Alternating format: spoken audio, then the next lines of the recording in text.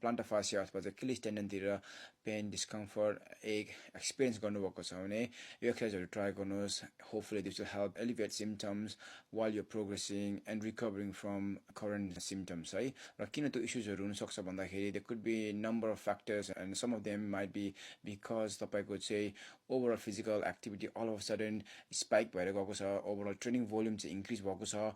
अनि अर्को चाहिँ यदि तपाई चाहिँ डिकन्डिसन हुनुभएको छ which means तपाई चाहिँ एकदम लेस फिजिकली एक्टिभ हुनुभएको छ र तपाईको चाहिँ प्रोलङ स्ट्यान्डिङ एक्टिभिटिजहरुमा चाहिँ all of a sudden involve हुनुभएको छ भने फर एक्जाम्पल दिउँसोभरि तपाई चाहिँ कन्सर्ट जाँदाखेरि उभिनु भएको छ भने that could be one of the reasons तपाईको चाहिँ plantar fascia अथवा फुट रिजनमा चाहिँ पेन डिस्कम्फर्ट एक्सपिरियन्स गर्न सक्नुहुन्छ. किनभने तपाईले त पहिला कहिले गर्नुभएको छैन तर अल अफ अ सडन कन्सर्टमा चाहिँ तपाई होल डे उभिनु भयो भने that could be one of the reasons. तपाईको चाहिँ अल अफ अ सडन तपाईको इन्टेन्सिटी चाहिँ स्ट्रेस चाहिँ धेरै भएकोले गर्दाखेरि तपाईको plantar fascia को फर एक्जाम्पल क्यापेसिटी भन्दा तपाईको स्ट्रेस लोड धेरै भएकोले गर्दाखेरि that could be one of the reasons why you are getting that pain and symptoms. And if that's the case तपाईले चाहिँ इन्टेन्सिटी चाहिँ रिड्युस गर्नुपर्ने हुन्छ a few days or weeks depending तपाईको symptoms कस्तो छ के भइरहेको छ.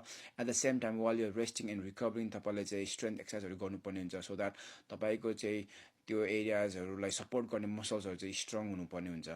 र यो एक्सरसाइजहरु ट्राई गर्नु भने for example as you can see here you can strengthen the calf muscles, your hamstrings, your quads, your glutes at the same time, and also you're working on the balance and proprioception exercise, working on that stability and balance and coordination while you're on your single leg for example while doing single leg RDL with kettlebell. र यो एक्सरसाइजहरु तपाईले integrate गर्नुभयो तपाईको training प्रोग्राममा and if you do it consistently for at least 4 to 6 weeks 3 to 5 times per week भनेदेखि definitely तपाईको चाहिँ overall sign सिम्पटम्सलाई यसले रिड्युस गराउनेछ. एट द सेम टाइम तपाईको फिजिकल परफर्मेन्सलाई restore that and then gradually you can return to your previous physical activities. But at the same time तपाईले weekly basis मा चाहिँ you need to gradually progress your exercise as per anything else. यदि तपाईले चाहिँ exercise progress गर्नुभएको छैन भने you will stay same as you were let's say a month ago हैन. त्यसले गर्दा चाहिँ you don't want to waste your time and energy for nothing.